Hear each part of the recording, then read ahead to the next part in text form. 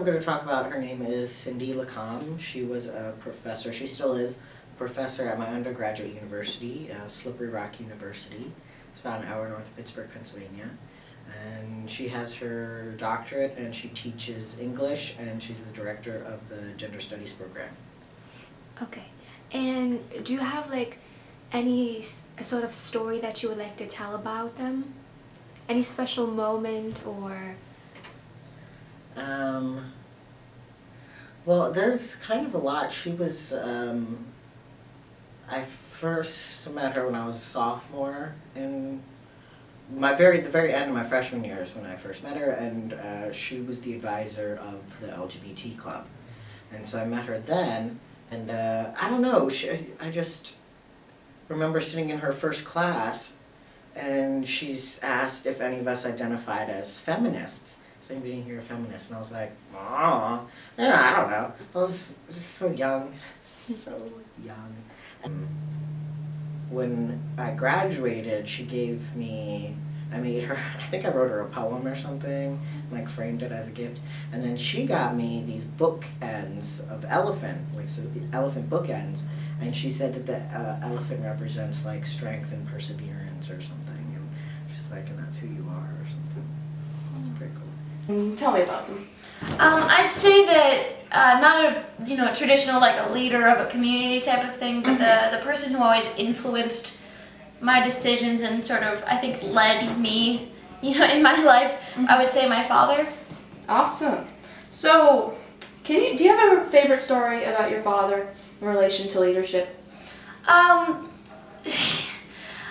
favorite story in relation to leadership. I think just in general, when I was in middle school, I didn't have a lot of friends, and so my dad, instead of, he sat me down, tried to explain to me the art of talking to people, and he got me the book, How to Make Friends and Influence People, and I had to read a certain amount of chapters, like a day, and so it was just an interesting choice to talk to a middle schooler in that way, because it made me feel, I think, it wasn't that people didn't like me or anything, just that I didn't know the tricks yet. And I felt a lot more confident, armed with the book, and if they didn't respond to it, the book was right, so it's their fault. Okay. So I would say that the main person who comes in mind when I think of leaders would be my uncle on my mom's side, just because he has had such an influence over my life, not only on an academic plane, but also on an intellectual one and just an emotional one. So my uncle. Is there a certain story or a memory that you think of when you think of him? So there was one time where he was telling me about his high school experience, and he was a total dork back in high school, really geeky. I remember how there was actually this shirt he was wearing in a yearbook photo, and it was from the Salvation Army, and it said Playboy right there. Yeah. So just little things like that. What is a leader that you'd like to talk about? So I thought about two people when I was thinking about this over the weekend who were kind of heroes of mine. One is Ida B. Wells, who was a reporter a few centuries ago, but really is someone I admired a lot as a kid and kind of wanted to be like. And then also Anita Hill, who's currently alive, but I think in had many of the same leadership qualities, and that she was someone who really spoke truth to power in a way that. So when I was in junior high, my best friend and I skipped class to watch her hearings on TV.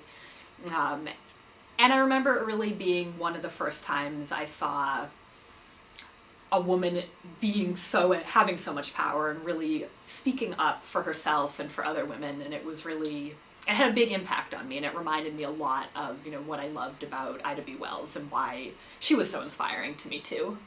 There was a co-worker with whom I worked in Japan, and his name was Mr. Wada. And he taught in elementary school, and he taught primarily 4th, 5th, or 6th grade, depending on the year. And he was a really happy, outgoing, fun, humorous person who was an excellent teacher, and he was really good at inspiring his students to move in the direction that he wanted them to. And he really made the workplace feel like a really welcoming place. An interesting leader to mention would be perhaps Barack Obama, our current president, for as long as until his successor takes office. I suppose he's known to be very outgoing, and he does excellent with like outreach to the general public. Let's see, him and his wife have a very good chemistry. Like in office and out of office, they're both very, I guess, regal, but with a very approachable attitude, I suppose. So, the leader I have in mind, and really when anyone says leader, is one of the rabbis at my temple. It's worked there for a long time, including when I was in high school, when I was going through several changes. Do you have a favorite story about your rabbi? Yeah, so when I was active in Temple Youth Group in high school, and I was trying to get on the board of my youth group, I ran for the first time in sophomore year of high school for junior year, and when I was really expecting to win with all my enthusiasm, I lost. I was really devastated. I was upset. And right away, can I say his name? Yeah. Right away, Rabbi Ben was there to help me. And without his support, I'm not sure I would have moved forward in the same way. Oh, that's such a great story. And then, ever since then, he's always been there for me, and I've been able to really talk to him anytime I've needed it, including after this election when I was devastated and was not sure how to make what was going on around me. I definitely like Augustus. I think he's one of my favorite leaders, definitely. The Caesar Augustus. Just so many things happened when he was leader, and so many good things happened, I feel like, to the Roman Empire, and that's like definitely one of the biggest interests for me when studying Roman history. So I definitely like Augustus a lot. He's probably one of my favorite leaders. Yeah. Awesome. So, what do you remember most about Augustus from all your studies? From all my studies, like the first thing that pops into my head is the Aeneid that was written and made under his reign as kind of like a propaganda piece, but also just like a way to create a like shared Roman experience, which I thought was really interesting. And he was thinking to like make something that everyone could share as a Roman, and like kind of like, oh, well, the Greeks had this thing called the Iliad and the Odyssey. Let's just do that exact same thing for us. And it's kind of funny because it's like what we do for ancient myths, except it's like more contemporary for them, where we like copy ancient myths and make them our own and everything like that. But this is essentially just like him being like, wait, that worked for them a lot. Let's just make the same story except for Rome. Okay. And so that's what I remember most. Awesome. Which winning factor do you think Obama has that makes him such an effective leader? His very sharp intelligence and very high charisma. How does winning factor into it? I don't actually think that winning does factor into it. I don't feel like it does much for me. Whether or not someone is winning or necessarily accomplishing their goals, I don't know if that necessarily changes their effectiveness as a leader. Well, I think that in general he's extremely confident. He actually, there's a quote that he told me, and I know it by heart because it's just been so like effective in my life. He said, "Never put yourself down because people will believe your own negative self-assessment. exude a quiet confidence, and do your best to live up to your own exaggerated expectations. So that's his winning factors. He exudes a quiet confidence and then actually takes steps towards doing what he's trying to show the world that he is. That's really interesting. Fascinating. About that winning factor, I really do not think that winning factors into his leadership at all.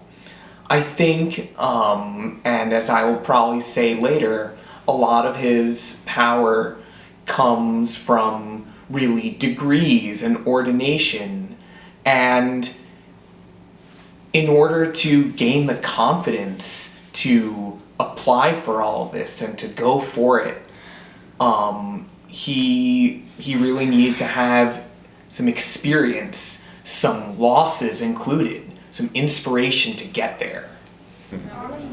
Definitely like being a master of propaganda. Just he knew how to like put his face everywhere and make himself look good and just have him be like the ultimate image of like an emperor.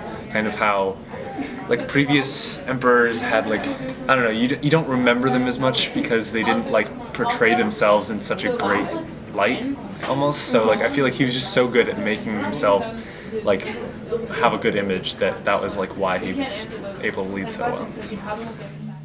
She had this way of like talking to people that was like, most professors are fairly standoffish, you know, they want to be separate from their lives as professors and their personal lives and stuff. And for her, she like was open and honest about herself. And like she would bring parts of herself into the classroom. And I think that was really helpful to me. So she like had a boundary, but she like let you know who she was and where she was coming from, so that it made me want to work harder for her, because she was kind and she let you in, and she also asked questions about your personal life. Like sometimes she would, you know, want to inquire like who you were dating, or, you know, how your schoolwork was going or whatever.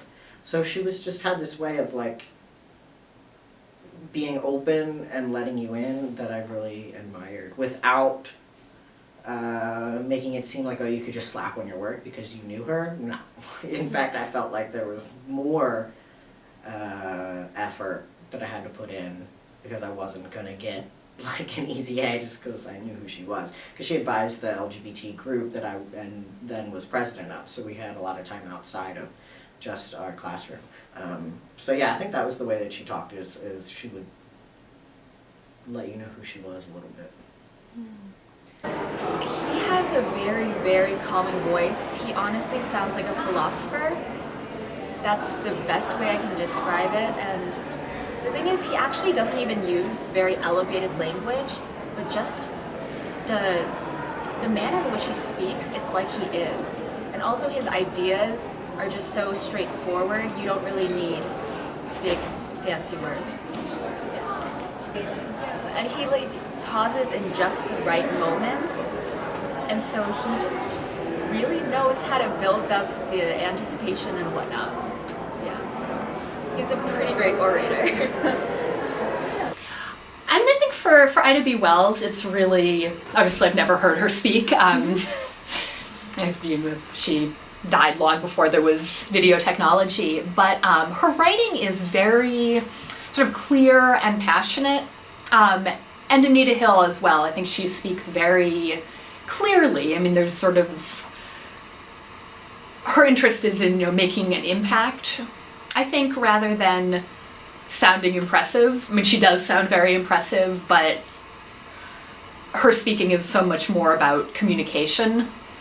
And I really like that. I feel like it really, so much of the time we're kind of told to dress up our words or speak in a way that is less real. And I think both of their writing and, you know, what I remember hearing Anita Hill's testimony and hearing her speak later on is just really the power of telling it exactly like it happened and not really shying away from the emotional impact. You're really kind of talking about the whole picture and connecting personal experiences to the larger picture of social injustice?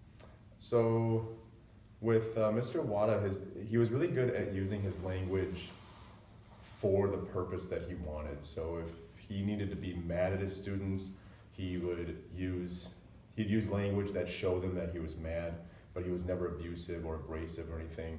And he was always very quick to switch back to a tone of caring. So he understood the language that he had to use of getting a student to do what he wanted, a younger student, but then also showing that I'm being mad at you, or I'm directing you in this way because I care about your development. And I think it really resonated with students. I think that's an important trait that leaders have, is being able to recognize when to apply what language for what purposes and what moments, but then also understanding that at a lot of times it takes dual tones of language. It's not just one or the other. Sometimes you have to present two tones of language at the same time. I think language is very important, especially for rabbis, and really his tone of voice, the way that he bonds with people beforehand, and uses this really unique type of empathy to listen to their stories. I think that empathy is really important in this kind of situation, and the way that he has really asked me about, whenever I need it, has asked me about what's going on in my mind, and guided me from that. This has all really helped me move forward in some situations, and that's what really this really outgoing empathy that I'm talking about here, it gives me confidence when I need it. He's not the type of person to react emotionally to things. He's a very calculated person. So even if he actually has extremely strong judgments on things, like for example, if anyone in my family comes home and says that they're dating someone who isn't Jewish, he doesn't immediately go, you're out of family, whatever. He does that beforehand. He lays the groundwork so that we already know his opinions, and then once we do it, it becomes a game. It becomes quiet contemplation. It becomes little moves, little things, and it's like you can't push. Like in my situation, he didn't want to push me towards him, but he also didn't want me to resent him, and it became extremely calculated. Every little motion, it was like us going back and forth. Okay. So that's the way he talked. Is like, my brother came home and was like, I might be dating someone who isn't Jewish. My dad actually just, the way the place he put himself, even in relation to him, it was extremely, he held all the power in the room. He didn't say anything, and then he was able to get my brother to just keep on confessing, just by the way he was not, he was like staring intently. Yeah. He's very good at manipulating people. Okay. How does this He's a good lawyer. How does this appeal to you? Well, I respect it immensely, because I also just, it just seems like something so intelligent. It's like something to aspire. I don't like to manipulate people, but we're his kids, so it's like a different world. He's trying to make us the best people he thinks he wants us to be. But the idea that you can actually get into someone's head and be able to understand their next moves enough to be able to calculate your moves in response, and also just how to keep a level head and not react emotionally to things is something that I try to carry with me, and get the most out of my interactions with people. Do you think that comes into play for you as a chess player? Yeah, it's funny because he's a chess player and I'm a chess player, so I always use an analogy. I'm like, we're playing chess. Whenever there's some butting heads, it's not really butting heads. It's like I make a move, and I'm not making the biggest move. testing the waters, I'm giving a hint, he's smart enough to figure it out, no one else figures it out, we're like going back and forth, we're playing chess. So, how do you think Augustus's personality affected his leadership? If we know anything about that. Yeah, I mean, it's hard to know because I feel like whatever we have might have been propagandized, and like whatever we have still surviving is not necessarily the most, you can't trust it the most. Like, you can't kind of have to look at the historiography of it and see who's writing the history and like if they're going to be reliable enough. But I feel like if we can look at it in as much of like a searching for truth light as we can, he's definitely like, yeah, he knows how to lead in like that mastermind type thing where he just knows how people will react to certain like prompts, to like certain like, oh, as long you can join our empire as long as you could like provide something for us. And that's like a pretty simple thing that he did that was like, yeah, it's going to be pretty successful because you're both benefiting from that. I think that he definitely just like knew people well. Definitely, I think that was his biggest like skill as a leader. Definitely. Occupying the highest office in the country, if not the world, is a very stressful sort of thing to do. And of course, with such a position, a certain degree of subtlety is a must. And so I'd say subtlety is perhaps his strongest suit, in that he chooses his words very well, and he, for the most part, I'd say. And he's able to perform these sort of political feats that, of course, it's not without help from other people, but it's very impressive to see.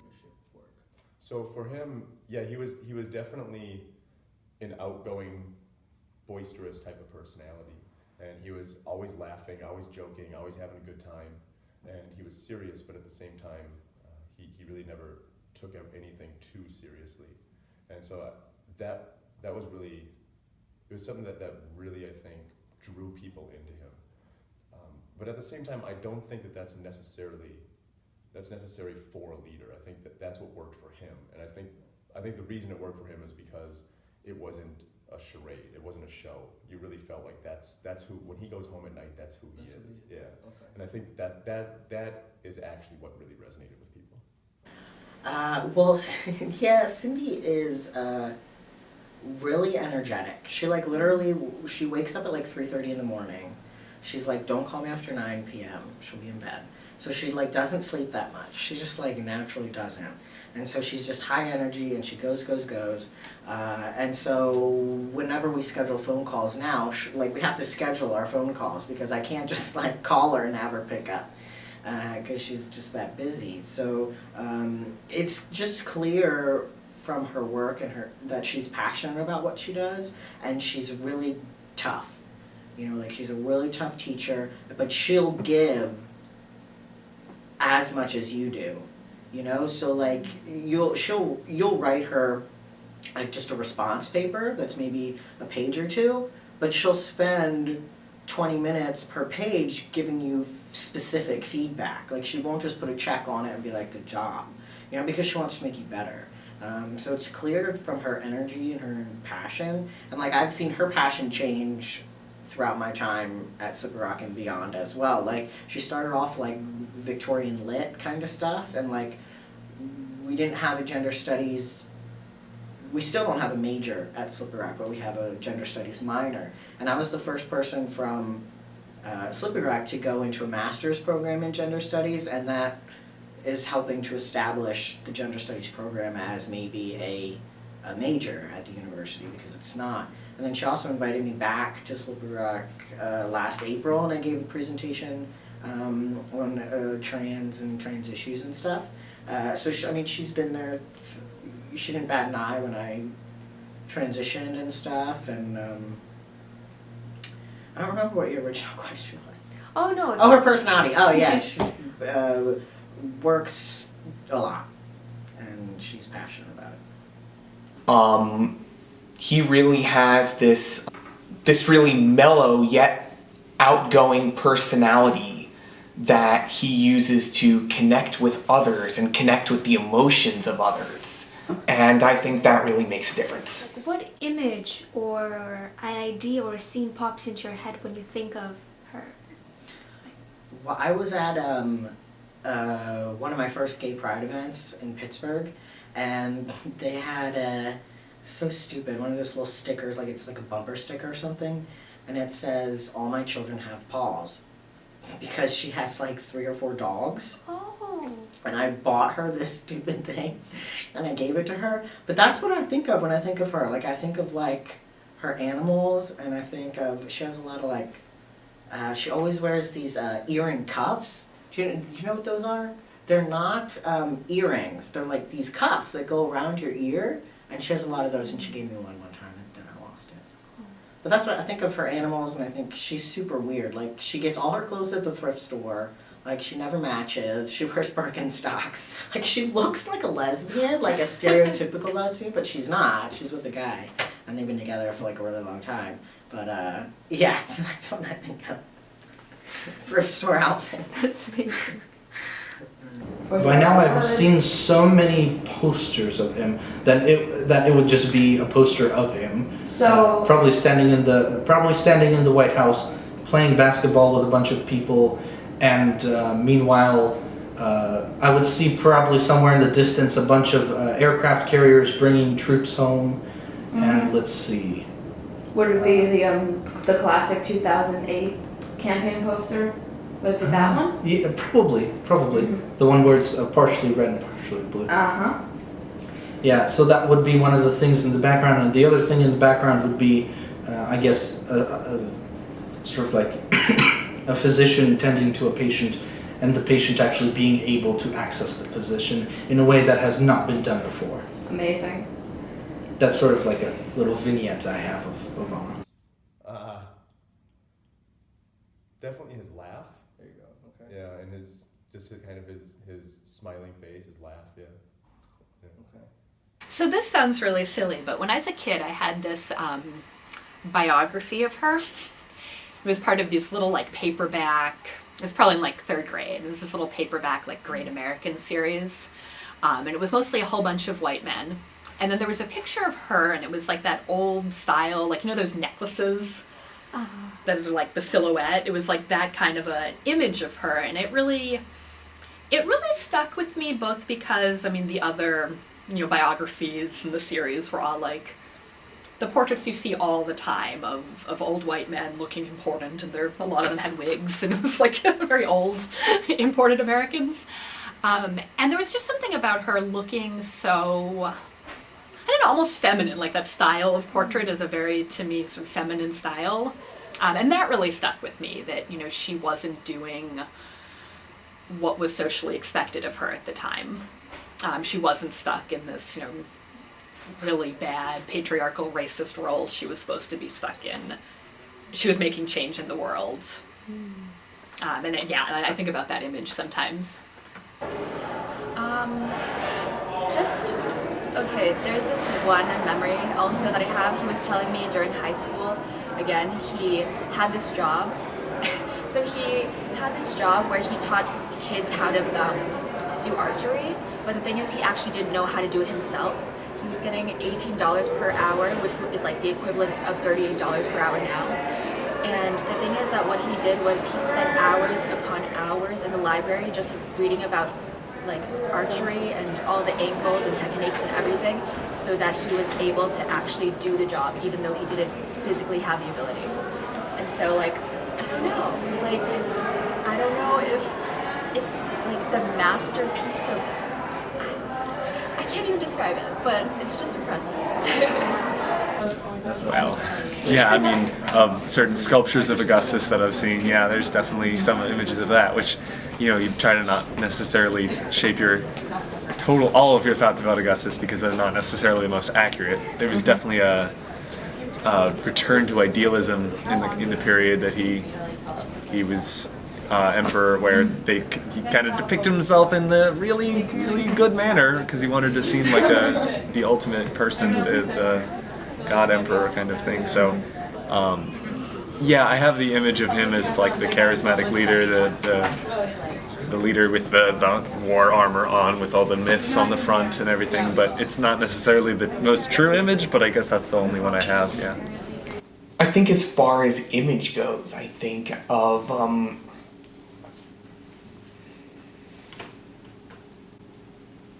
I think of myself, or I think of, you know, really other situations in which one has lost, or one has really failed, and really lifting back up. That's really, those are the situations in which I would reach out and go to him. And I think this symbol, not as much of a warrior, but more of like a philosopher or storyteller, is what would describe him. What is the source of this leader's power? Like, what do you think makes him powerful as a leader? I think his sincerity. I think sincerity, honesty, and the ability to make everyone else around him feel better about themselves and feel better about the workplace, and kind of uplifting everybody.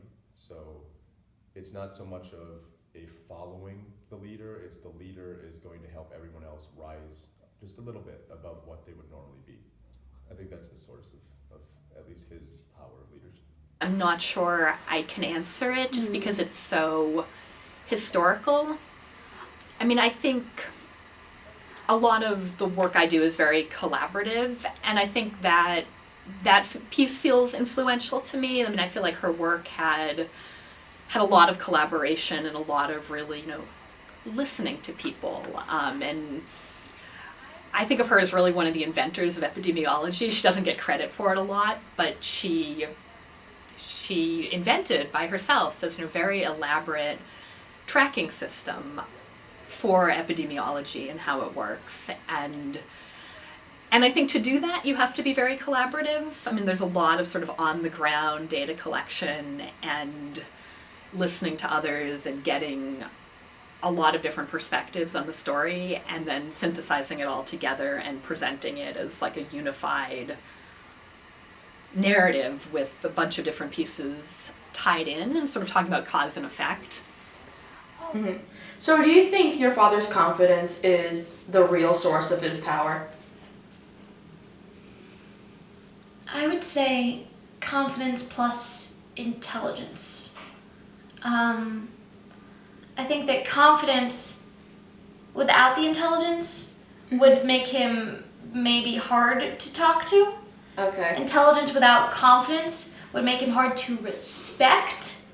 Does that make sense? That makes sense. Okay, so it has to be a combination of the two. Okay. So this is a big question, but how different do you think Rome would be if Augustus was never emperor? Oh my God, yeah, pretty huge. No, it would never be the same. Yeah, I mean, if he had died earlier or something, or if he had never just came to the emperor position, yeah, I don't know if you could maintain that long of a period of peace with anyone else in position other than him. I think it would have just been either devolved faster, like the Roman Empire kind of declined eventually, or I don't know, it might have just, you know, fell apart a little bit faster just because, I don't know, it would have been drastically different, definitely, if he was not emperor ever. And I think for myself, you know, I mean, when I think about watching the Anita Hill hearings, as like a kid, really, I mean, I was really young. I'm not sure if I would have had that moment of realizing, okay, women really can be powerful. It's possible to have an experience of sexual violence and make the world a better place. Like there's an option other than silence. And there's this whole other option of power and fighting back. And I mean, that's a lesson that's really, you know, personally stuck with me a lot. There are a lot of different situations that silence isn't the only option. There is this option of fighting back and speaking up, and that I'm not sure what my world would be. Like, I might have gotten that message from someone else at some other point, but it was really impactful at the time. And it kind of still is. Oh my gosh. Well, for one thing, I don't think I would be at Brandeis. Really? I don't think I would be at a prestigious school by any means. Just, I think for the most part, like, my motivation does come from within myself. but also when there are times where I'm so close to giving up, he's really the only person who's pushing me. Just because like my parents don't have the time to be involved with my school life. My dad actually didn't know what grade I was in for the longest time. That was so funny, but it's all good.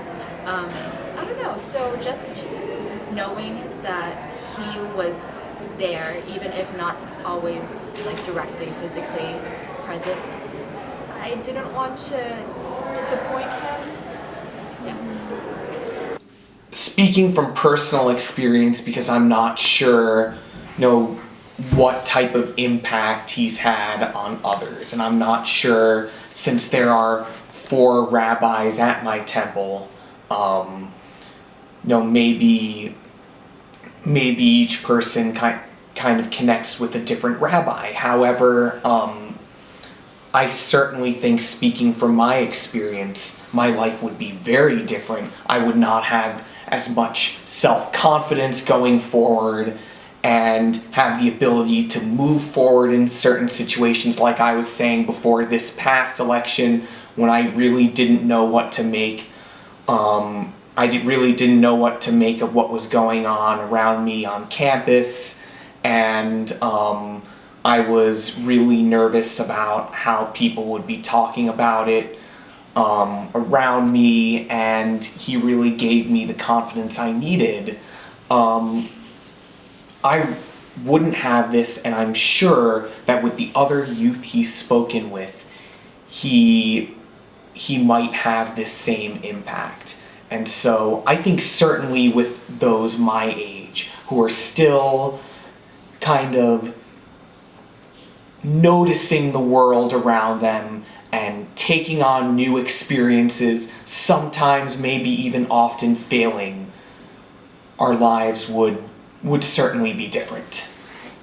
Awesome. Thank you very much. I think so a few things would be different. One of the things would be that, as I mentioned, everyone else would be a little bit lower, I think, just in terms of their attitude, their performance, their general feelings about the workplace. I think everyone would be a little bit lower. I think that the students themselves would have lost someone that they really felt like it was a teacher who cared about them, and he got excellent results from his students. He was also really good at helping them open up their minds to a larger world, more so than a lot of teachers I've encountered. Would you feel any different if she wasn't in your life somehow? Yeah, I mean, it's kind of weird because I first became passionate about like women's studies issues when I was in her class. The first class I took with her when I was a sophomore, I took a women's studies class, and that's when I started seeing feminist stuff everywhere. You can't watch a TV commercial anymore without seeing that kind of stuff. So it was because of the passion there, and then it just kind of like evolved as my own identity evolved, right? I mean, as I became more passionate about women's studies and wanted to pursue that, she was there kind of guiding me and helping me through that. And then I didn't start my own physical transition to male until after I left undergrad, and I was starting grad school. And when I was in grad school, I was like, it's Atticus now, gonna go by Atticus and stuff. She was like, wow. And she was just like, our relationship, the other thing that's interesting about the relationship I have with Cindy too is that I drank too much when I was in college. And I sober now, but at the time she recognized that. She was worried about it. And so she called me out one time because I was drunk at some event or something, right? Like, not good stuff, okay? So I'm an alcoholic, and it was showing in college. But, like, still, I did all this stuff, and she mentored me and whatever. But, like, I showed up drunk to some event or something, and she was really worried about me, and I was just angry. I was angry that she was worried about me because I wasn't ready. So then it wasn't until, like, a year and a half into grad school that I got sober. And, like, the relationship that we've had since then has been really interesting, because when we were in Ghana, she was like, they were offering this drink called palm oil or whatever. It comes from, like, a tree. Anyway, we were drinking, and she was like, don't drink too much, blah, blah. And I remember being, like, mad at her. I was like, come on, right, that's fine. but she was like worried and stuff. And then when I finally got sober, like she was there through the relationship that I had with AA and with meetings and stuff. And so it was interesting because she's not an alcoholic, but she like recognized it in me, and she has a sister who is or something. And then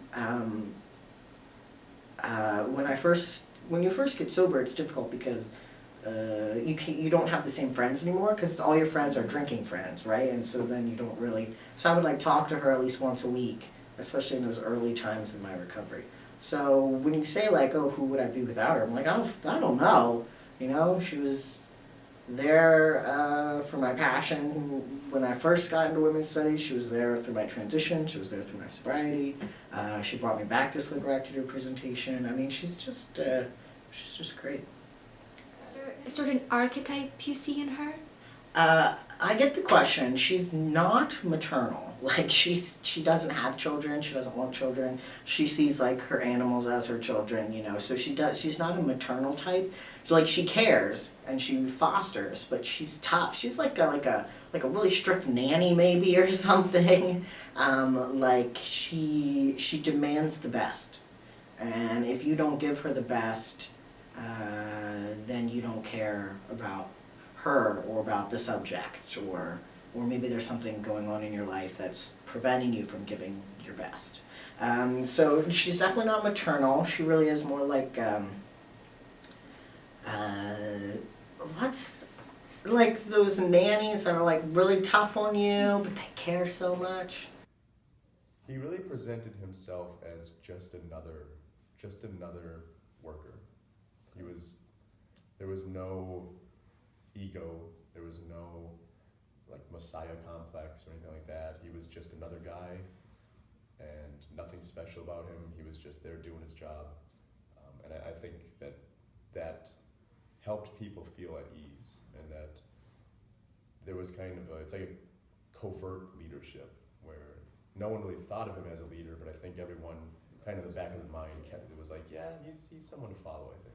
Okay. Yeah. Awesome. Thank you. Nice. Thanks. Appreciate you. Yeah. Is there anything else, like any lasting thoughts that you might have, or?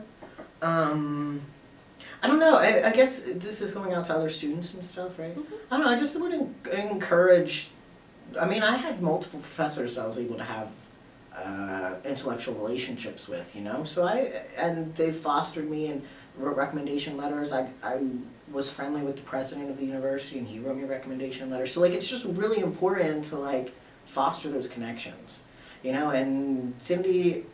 The other thing about Cindy is she encouraged us to use her first name. She was never Dr. Lacombe or Professor Lacombe. It was always Cindy, and she wanted it that way because she thought that it broke down the power differential in the classroom.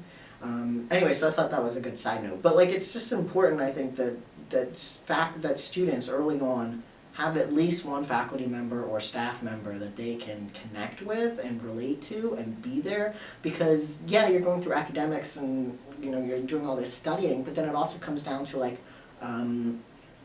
well, how do I come out on my resume if I need to? How do I know how to interview properly? You know, like stuff like that, or like what's the best protocol for approaching someone to write a recommendation letter? Like those are questions you should be able to ask someone. So I think it's really important that you find someone, preferably that you share the same passion with, someone in your major perhaps, and then hopefully they'll be there to ask questions about this kind of stuff. I mean, that's what I had, and that's what I hope to give to other students. I think there's really something about finding the representation so important. I mean, the way I think so much of the time, you know, it's been a long time since I was in third grade, but I'm not sure if the faces, you know, if I went to a third grade library now, if, you know, the Great American series would look very different, or if it would still be just a bunch of white men represented sort of at the expense of everyone else. And so I think, you know, it's really been powerful for me finding leaders who I relate to a little bit more, especially in particular female leaders. And I think that can be really powerful. I mean, I feel like it's been really powerful for me finding leaders who are sort of outside what we get taught about in history class. Mm-hmm. on a whole other topic, I mean, I would love to see, Yeah.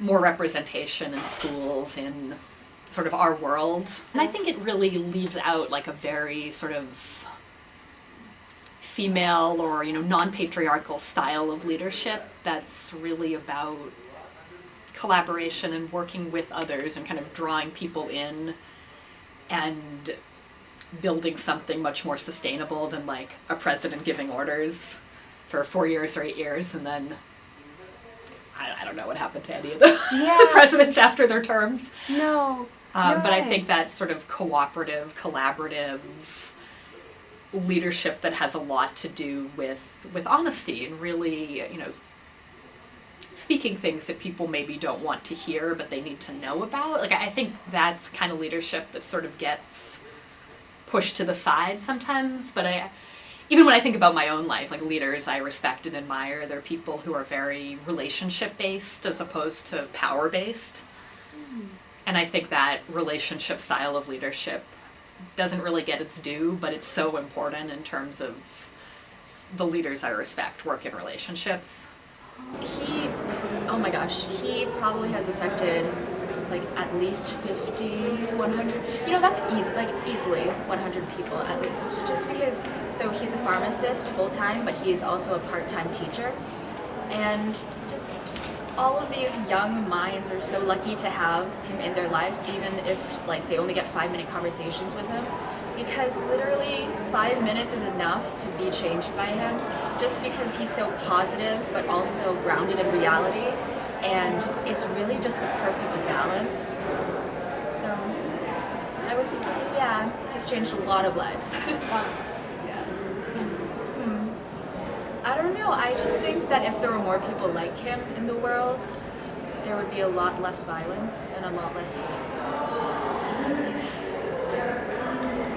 Thank you, Ashley. That was really wonderful. Because with things like that, like you learn not only like about the person you're interviewing, but like a whole other person that you've never met. That's so true. Yeah.